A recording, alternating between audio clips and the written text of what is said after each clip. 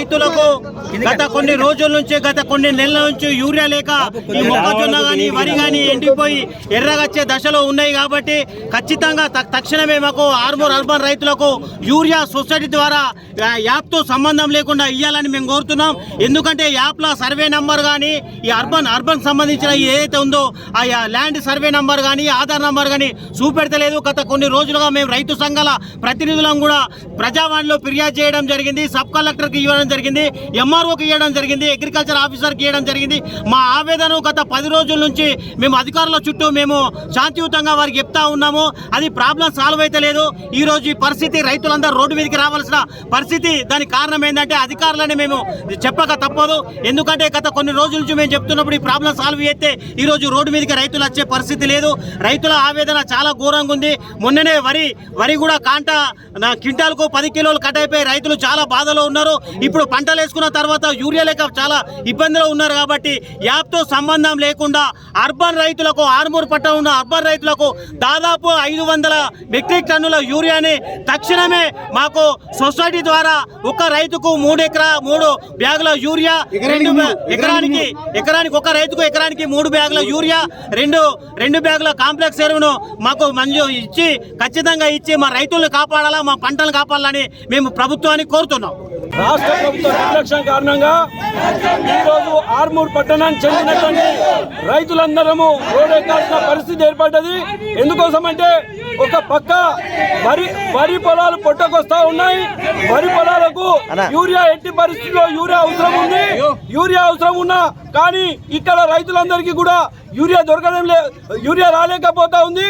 కనుక రైతులకు ఎలాంటి ఇబ్బంది లేకుండా ఎలాంటి షరతు లేకుండా ఆర్మూర్ పట్టణానికి సంబంధించినటువంటి రైతులందరికీ కూడా వెంటనే యూరియాని కానీ కాంప్లెక్స్ కానీ ఇవ్వాల్సిన పరిస్థితి రాష్ట్ర ప్రభుత్వం ఉంది.